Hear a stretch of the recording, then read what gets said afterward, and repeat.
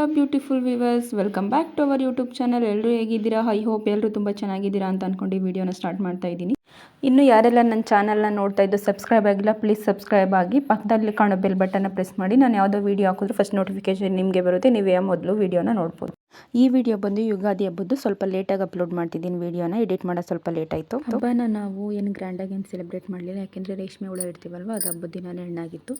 ಅದಕ್ಕೆ ಅಮ್ಮ ಅಪ್ಪ ಇಬ್ಬರೂ ಹುಳ ಆಯ್ತಾಯಿದ್ರು. ಬೆಳಗ್ಗೆ ಬೇಗನೆ ಎದ್ದು ನಾನು ಸ್ನಾನ ಮುಗಿಸಿ ಪೂಜೆ ಎಲ್ಲ ಮಾಡಿ ಪಾಪುಗೂ ಎಣ್ಣೆ ಹಚ್ಚಿ ಅಮ್ಮ ಪಾಪುಗೂ ಸ್ನಾನ ಮಾಡಿಸ್ಕೊಟ್ರು. ಇಬ್ಬರೂ ಪೂಜೆ ಮುಗಿಸಿ ಮನೇಲಿ ಅನಂತರ ದೇವಸ್ಥಾನಕ್ಕೆ ಹೋಗಿ ಪೂಜೆ ಮುಗಿಸ್ಕೊಂಡು ಬೇವು ಬೆಲ್ಲ ಕೊಟ್ಟರು. ಬೇವು ಬೆಲ್ಲ ತಿನ್ಕೊಂಡು ಅಲ್ಲೇ ದೇವಸ್ಥಾನದಲ್ಲಿ ಸ್ವಲ್ಪ ಹೊತ್ತು ಕೂತ್ಕೊಂಡು ಬಂದ್ವಿ. ದೇವಸ್ಥಾನದಿಂದ ಬಂದು ಅಮ್ಮ ತಿಂಡಿ ರೆಡಿ ಮಾಡಿದ್ರು. ತಿಂಡಿ ತಿಂದು ಪಾಪುಗೆ ಫೋಟೋಸ್ ತೆಗೆದಿರಲಿಲ್ಲ.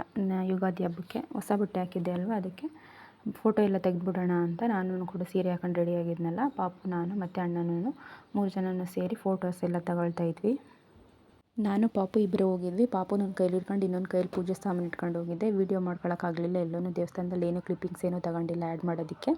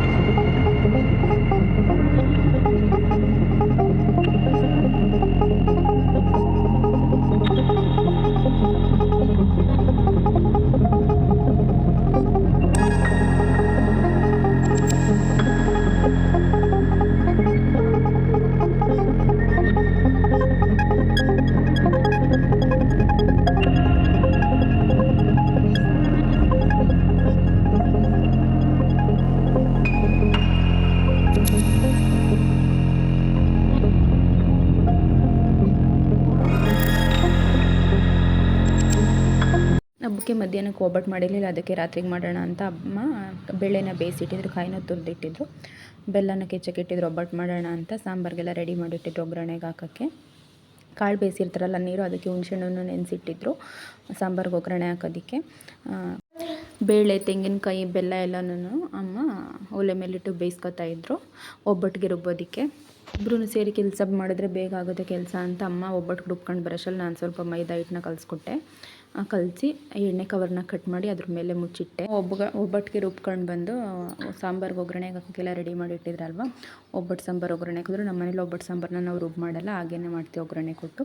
ಈ ಕಡೆ ಒಬ್ಬಟ್ಟಿಗೆ ನಮ್ಮ ಮನೇಲಿ ತುಪ್ಪದಲ್ಲಿ ತಿನ್ನಲ್ಲ, ಅಪ್ಪನಿಗೆ ತುಪ್ಪ ಇಷ್ಟ ಇಲ್ಲ, ಪಾಯಸ ಮಾಡಲೇಬೇಕು, ಅದಕ್ಕೆ ಪಾಯಸ ಮಾಡಿದ್ವಿ.